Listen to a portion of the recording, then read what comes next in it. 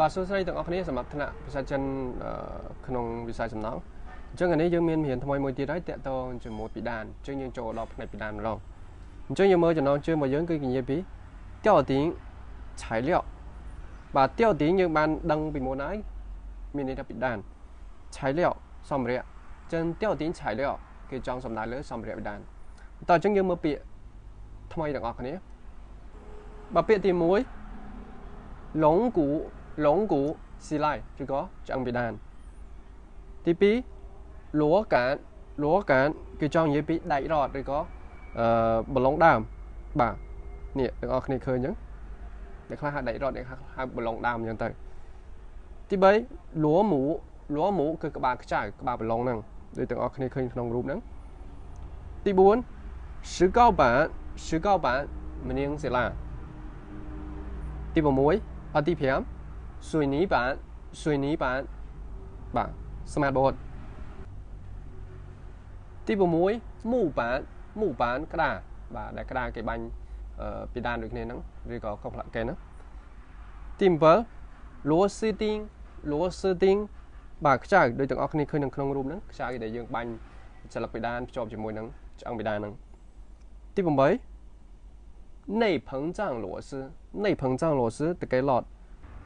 ចឹងដូចទាំងអស់គ្នាឃើញនៅក្នុងរូបចឹងនេះតកែឡតគេប្រើសម្រាប់បាញ់slab ខាងលើចូលបេតុងដើម្បីព្យួរបឡុងដើមហ្នឹងតម្លាក់មកភ្ជាប់ជាមួយឆ្អឹងពីដានអញ្ចឹងខ្ញុំអានឲ្យទាំងអស់គ្នាម្ដងទៀត龙骨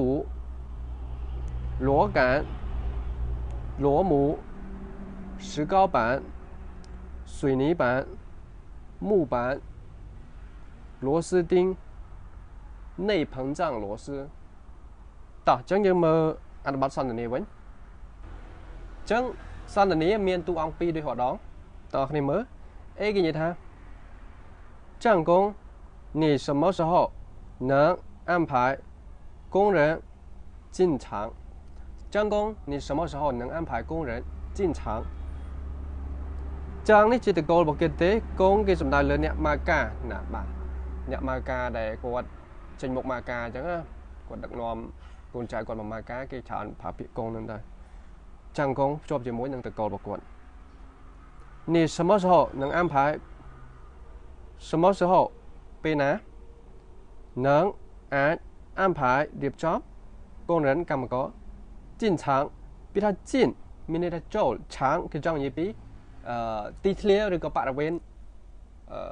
ការដ្ឋានហ្នឹងឬក៏យើងអាចនិយាយថាសាយអញ្ចឹងពេលណាអ្នកអាចរៀបចំកម្មករចូលមកក្នុងការដ្ឋាន B គាត់និយាយថា下个礼拜一先带10个工人一个代班过来其他工地完工了再加8个人保证下个礼拜一先带10个工人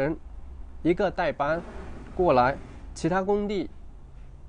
完工了再加8个人下个礼拜一មានន័យថាថ្ងៃច័ន្ទសប្តាហ៍ក្រោយសៀនជាមុនតែនាំ10个工人កម្មករ10នាក់ថ្ងៃច័ន្ទសប្តាហ៍ក្រោយជាងយើងបកពីនេះមុនមកនាំនឹងនាំអីគេបាទនាំកម្មករ10នាក់មកជាមុនសិនមកសិន一个代班ពាក្យថាតែបានហ្នឹងគឺមេក្រុមបាទដូចថាធម្មតានៅក្នុងការងារម៉ៅអ្នកដឹកនាំក្រុមដូចថាជាងមេជាងម្នាក់ចុះក៏គេអាចហៅមេក្រុមបានទេបាទអញ្ចឹងនាំកម្មករមក10នាក់ហើយនឹងមេក្រុមម្នាក់មកសិនឈីថាដតីកងទីការដ្ឋានវ៉ានកងបញ្ចប់ការសង្សំឬក៏បញ្ចប់ការងារចែកជានេះបន្ថែមចែកមានថាក្នុងន័យពាក្យបន្ថែមដូចគ្នាទៀតប៉ាករិន8នាក់បើសិនជាការឋានផ្សេងបាទការឋានផ្សេងចាប់ការងារហើយនឹងថែមមនុស្ស8នាក់ទៀតអញ្ចឹងអេគាត់និយាយថា可以你需要的材料要提前申请这样我好安排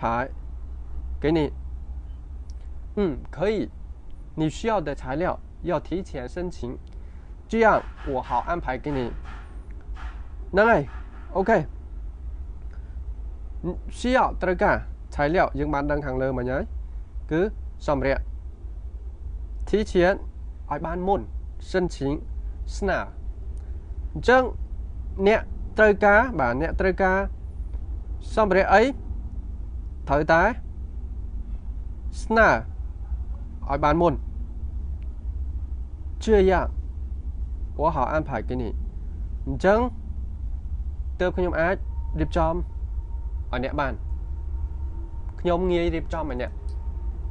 ចុះ B គាត់ឆ្លើយតបនិយាយថា我们先做样板间给你